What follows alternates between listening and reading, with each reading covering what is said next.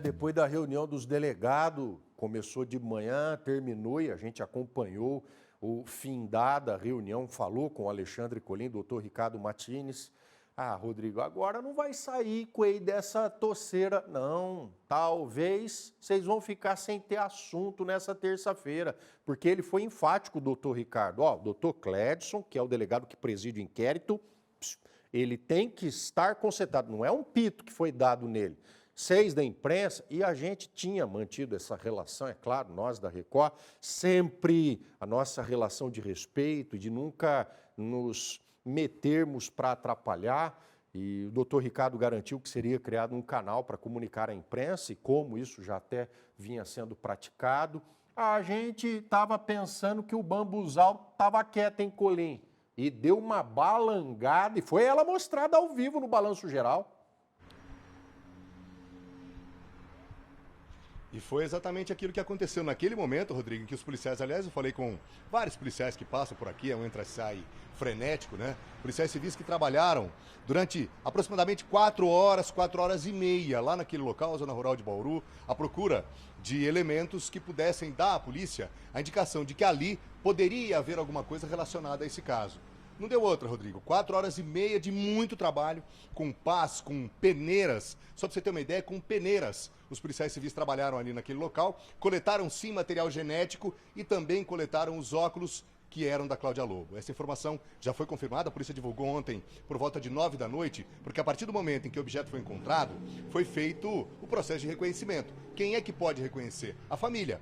E aí, tanto a Letícia Prado, com quem eu falei agora pela manhã, como os outros primos dela, fizeram esse reconhecimento formal, ou seja, trata-se, é conclusivo, de um objeto que pertencia a Cláudia Lobo e que foi encontrado ali naquele local. E isso reforça, Rodrigo, por si só, um fato. Aquele local pode ser o ponto de desova do que teria sobrado, e aí o requinte de violência ele acaba sendo algo absurdamente difícil de entender. Ou seja, o corpo ele teria sido incendiado, teria sido cremado e ali teria sido desovado. Só não se sabe de que maneira isso aconteceu. Não se sabe exatamente se foi, a polícia trata o caso como um assassinato, porque a polícia diz que Cláudia teria sido assassinada naquela tarde e noite do dia 6 de agosto. Então, para a polícia, Rodrigo, já há pelo menos evidências que caminhem nessa direção. Mas de que maneira esse corpo foi levado ali para aquele ponto?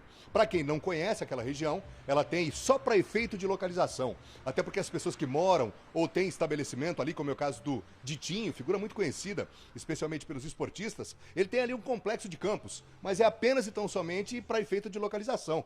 Figura humana extraordinária, Ditinho e a família dele que tocam esse empreendimento. Porém, ali, exatamente na divisa entre a propriedade do Ditinho e um Aras que fica por ali, que inclusive pertence a um conhecido lá de Arealva, que aliás foi quem nos permitiu ontem, né, a entrada da imprensa ali naquele ponto, ele nos cedeu esse espaço, permitiu a nossa permanência ali por algum tempo para acompanhar o trabalho da polícia. E ali, Rodrigo, esses possíveis restos foram encontrados. Muito daquilo foi colocado em sacos plásticos, aliás, acabou de entrar, hein? Um investigador que trabalha diretamente com o Dr. Cledson, passou agora aqui por mim, trazendo uma caixa térmica, muito provavelmente com novos materiais genéticos que teriam sido coletados lá naquela região. É evidente que, a partir de agora, Rodrigo, claro que essa informação dos óculos, essa informação diz muito. Porém, aquilo que vai confirmar efetivamente é o exame de DNA.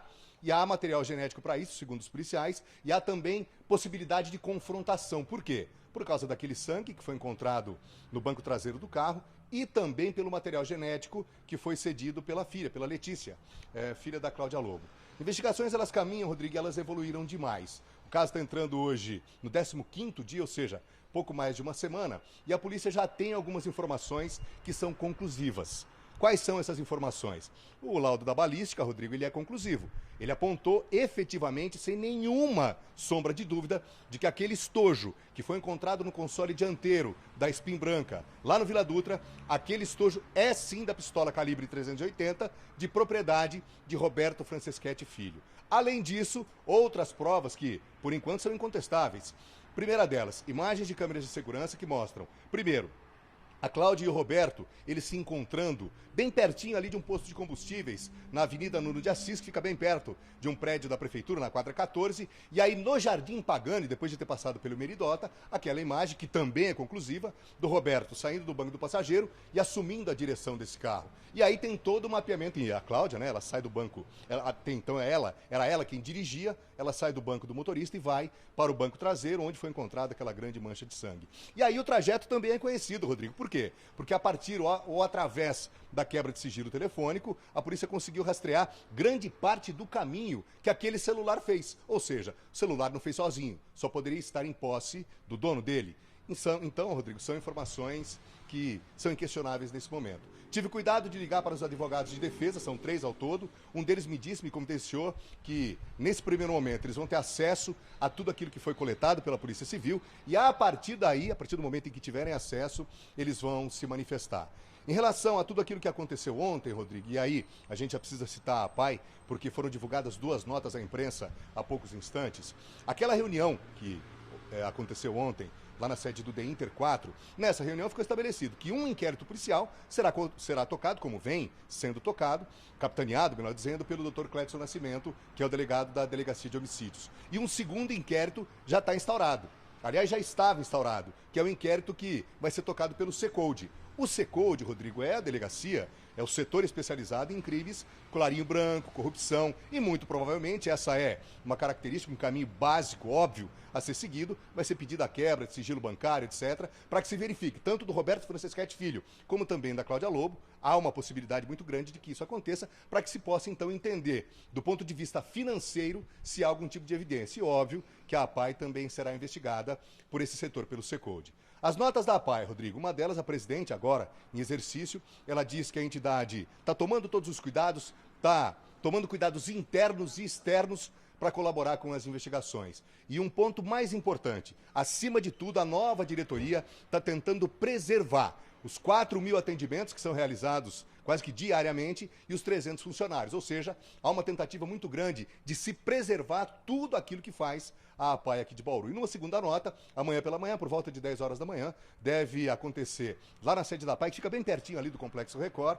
deve haver uma entrevista coletiva para que a APAI passe novos detalhes. No mais, Rodrigo, são novidades quentes. A situação de Roberto Franceschetti Filho se complica ainda mais em razão dessas provas incontestáveis e a defesa vai tentar desqualificar, ela está no papel dela.